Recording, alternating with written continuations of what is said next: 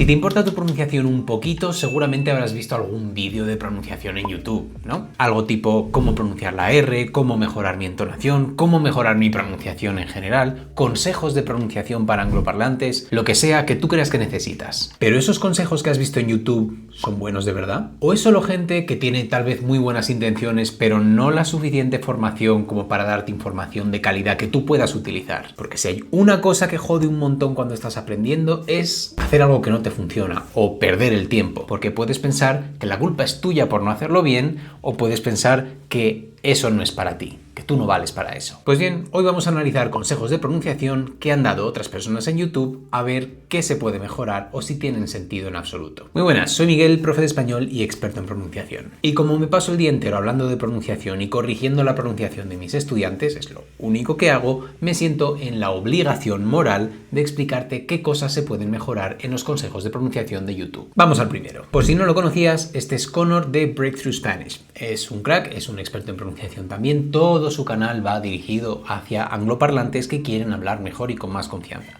Te lo recomiendo. La verdad que el tío es muy bueno y lo puedes encontrar ahí mismo. Vamos a ver qué consejo da y si lo podemos mejorar un poquito. En español. Esto significa que terminamos pronunciando estas frases así. De España, que él, este yes.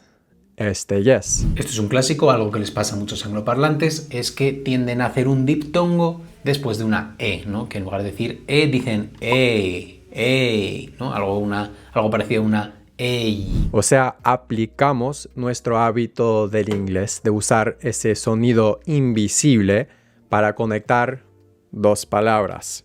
En este caso, un sonido yo. De España, que él, este yes. Vale, ahora vamos a ver cómo sugiere solucionar esto. Para corregirlo, en teoría solo tienes que eliminar el sonido yo y decir de España, que él, este es.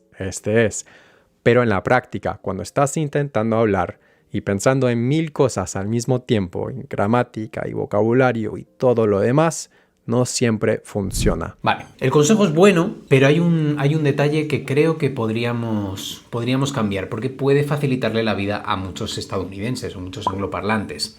Él sugiere simplemente eliminar ese sonido extra, ¿no? Que digamos sería lo lógico. Pues si te sobra algo, lo lógico es eliminarlo y así está perfecto. Pero hay un problema que yo creo que es más importante, y es que un angloparlante no piensa en eso como un sonido aislado, no piensa como que E y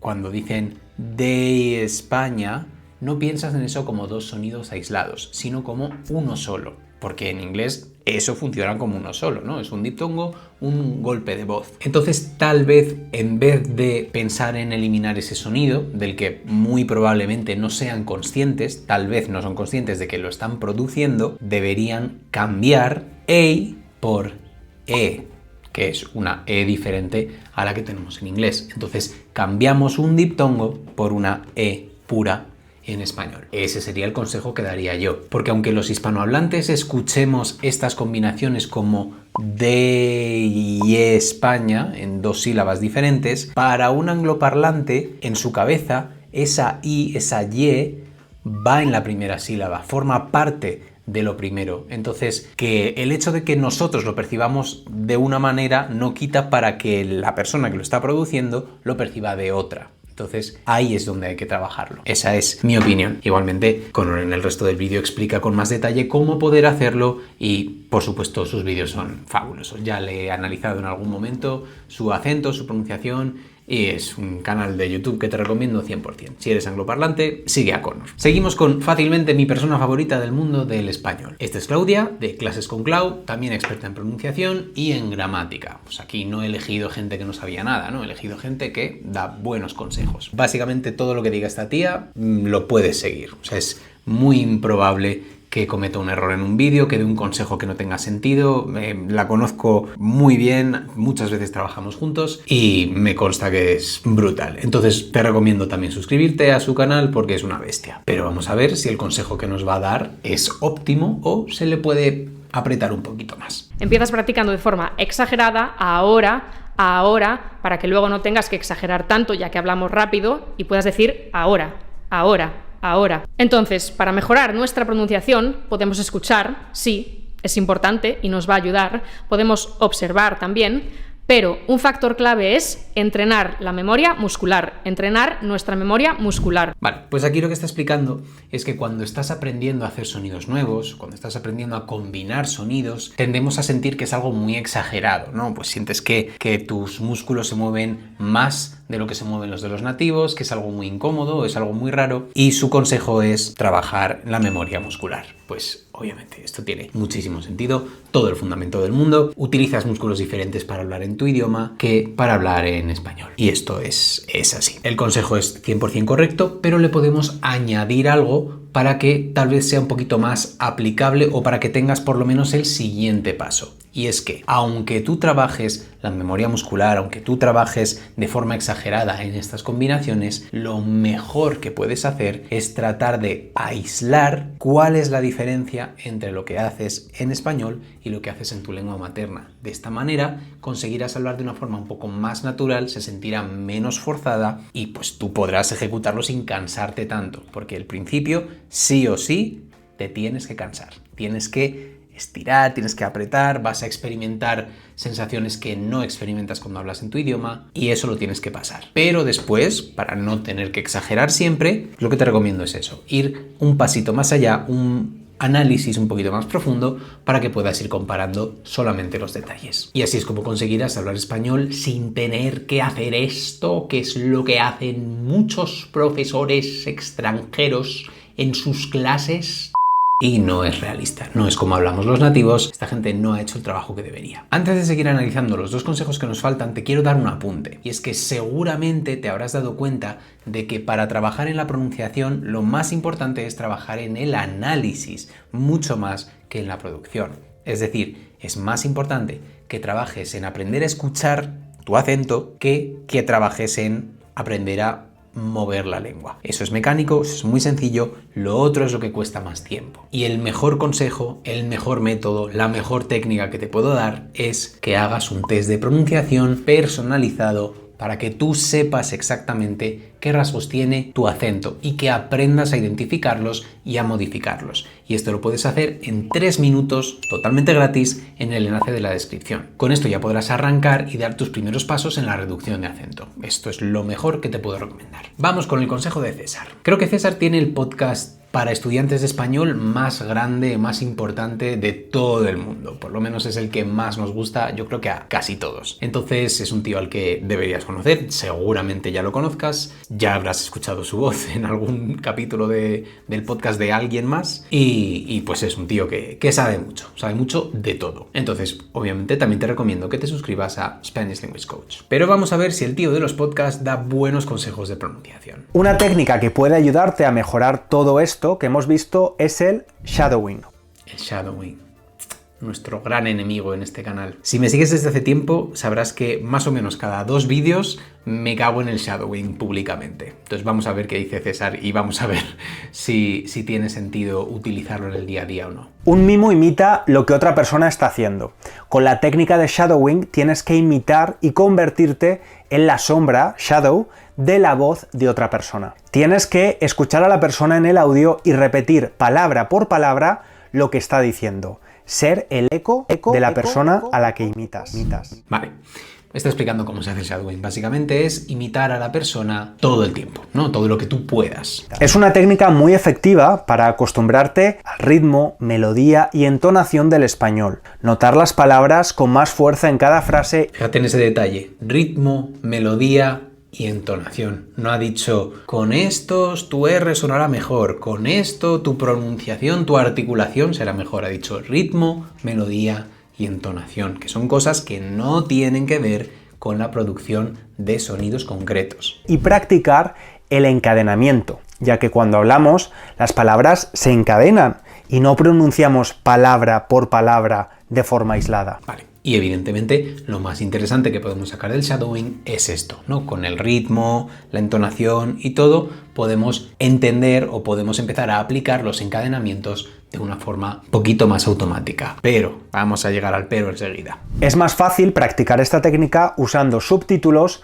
o la transcripción del audio que escuches. Si quieres, puedes usar mis podcasts de diferentes niveles con transcripción gratuita. Muy recomendables. Y ahora te voy a mostrar cómo practicar esta técnica en un acto de egolatría, porque lo voy a hacer con mi propio podcast.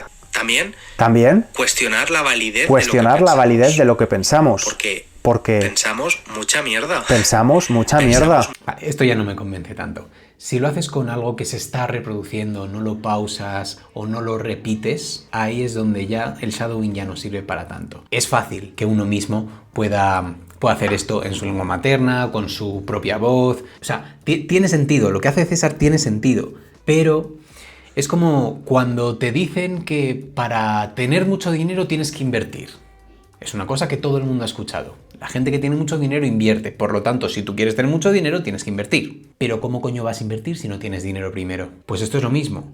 ¿Cómo vas a imitar a una persona? ¿Cómo vas a ser la sombra de alguien si no entiendes qué es lo que está haciendo? Si no tienes la formación o la capacidad de distinguir los detalles de lo que está haciendo. Eso es extremadamente difícil, por lo menos para la gente principiante. Mis alumnos, los que ya han trabajado conmigo, que llevan 1 año, 2 años conmigo, esos pueden hacer shadowing con lo que les dé la gana y lo van a hacer bien y va a tener una transferencia pues bastante buena a su pronunciación espontánea. Pero si tú nunca has trabajado en tu pronunciación, tú nunca has hecho nada y no sabes qué es lo que tienes que hacer, qué es lo que está haciendo esa persona y cuál es la diferencia entre lo que haces tú y lo que hace esa persona, el resultado es que no hay transferencia de lo que tú estás imitando a tu pronunciación espontánea. O sea, te vas a convertir en un experto en copiar audios de otra gente, pero luego tú no vas a ser capaz de llevar esa entonación a la vida real, de llevar esos encadenamientos a la vida real. Tal vez, marginalmente, un pequeño porcentaje de esos encadenamientos sí, pero la entonación, seguro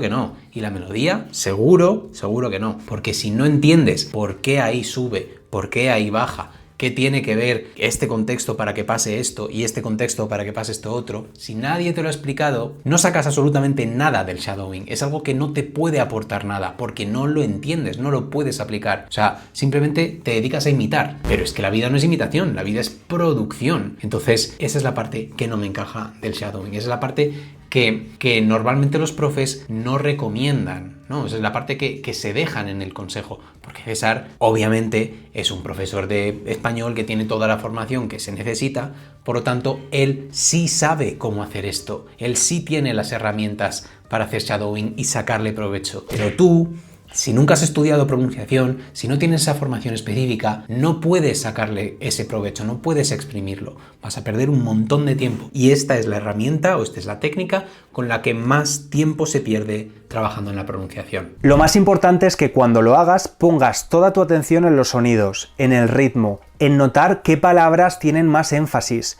Notarás que de forma general las partículas, artículos, preposiciones, conjunciones, son átonas. Vale, y esto es otra cosa con la que no encajo tampoco al 100%, no estoy 100% de acuerdo. Y es que el énfasis se determina por el contexto y por la intención del hablante. Y tú, si no analizas el contexto y la intención del hablante, no puedes replicar eso. O sea, sí, vas a poder imitarlo en tu casa, pero luego vas a salir a hablar con alguien y no vas a poder utilizar esos recursos, porque no sabes que son recursos, no sabes que eso se puede hacer o cómo se hace. O sea, puedes imitarlo luego en tu casa otra vez, pero no puedes transferirlo a la vida normal. Entonces, de nuevo, es la misma situación. Si no tienes claro qué es lo que está haciendo por separado, de forma aislada, cada uno de los recursos que utiliza, a quien estás haciendo shadowing, pues no hay una transferencia directa a que tú hables mejor en la vida real. Entonces, bueno, pues eso, como entretenimiento está bien, como herramienta puede estar bien, pero después de haber hecho un trabajo previo, que eso es muy, muy importante. Por último, vamos a analizar este vídeo de Español con Ali, que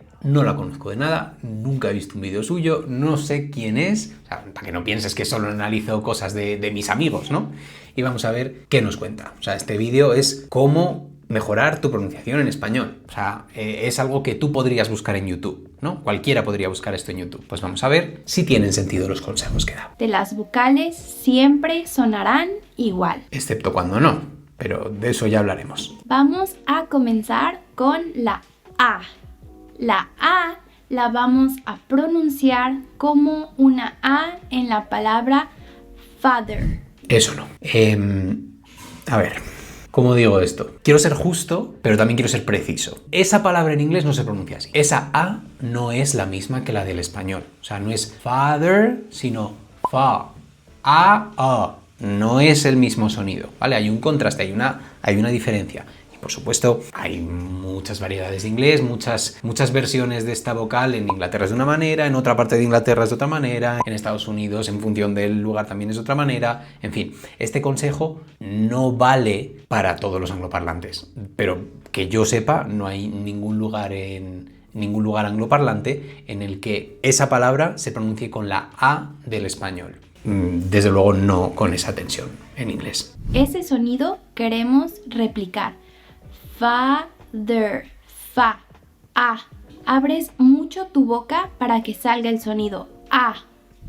Vale, el consejo en español sí funciona. O sea, para pronunciar nuestra A tienes que abrir mucho la boca. Sí, pero compararlo o decir que es igual o muy parecido a ese sonido en inglés, pues no, eso no funciona. Porque si tú, como angloparlante, te fijas en eso y te quedas con que es igual que esa palabra que tú dices muy habitualmente, pues no vas a poder hacer la A bien en español, porque no es ese el sonido que tú tienes en la cabeza, ¿no? O sea, si yo te digo que, sí, esto es como en tu lengua materna, pues ya está, pues tú no tienes que cambiar nada. Pero no, la diferencia entre el inglés y el español en las vocales es muy grande, muy grande. Entonces, merece mucho la pena enfocarse en las vocales desde las vocales del español y no desde las vocales del inglés. Que las únicas que tenemos en común, así como que su articulación es muy parecida, son la I y la U, pero incluso dentro de esas tenemos diferencias. Con la A hay muchas diferencias, es, yo creo, con la que más. Entonces, aunque claramente esta chica tiene buena intención y, por supuesto, nadie hace un vídeo de pronunciación pensando en joder a nadie, obviamente, ¿no? Todos queremos ayudar, pues este consejo sí se queda más cojo. Te voy a dar ejemplos,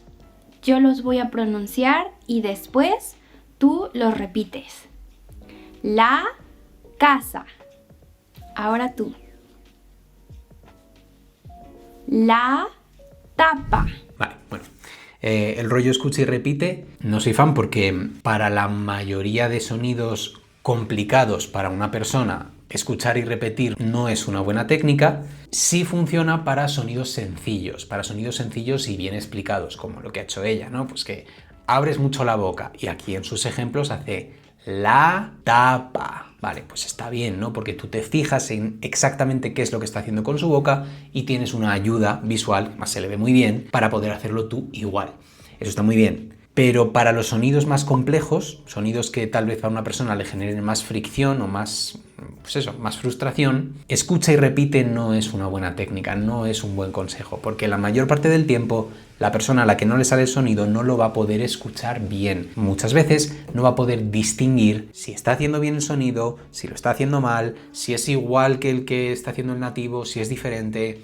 Simplemente no funciona. Entonces, en general, escucha y repite no es un buen consejo de pronunciación. Pero, de nuevo, nada en contra de esta chica ni de que explique cosas de pronunciación. O sea, no pienso que la pronunciación sea algo que solo tengamos que hablar los expertos, los frikis. O sea, ojalá más gente hablara de pronunciación. Ojalá se inundara YouTube de vídeos de pronunciación en español. ¿Qué más quisiera yo? Pero, pues bueno, esto es para que elijas bien a quién sigues, a quién escuchas, qué consejos vas a ejecutar de verdad, porque el tiempo es limitado. Tú no puedes hacer todo lo que dice todo el mundo. No vas a ver todos los vídeos de todo el mundo. Entonces, pues eso, aquí lo que te recomiendo es que seas crítico, que realmente pienses, ¿esto tiene sentido? ¿Esto lo puedo hacer? ¿Esto lo puedo integrar en mi rutina? ¿Esto realmente me ayuda y tiene transferencia a la vida diaria?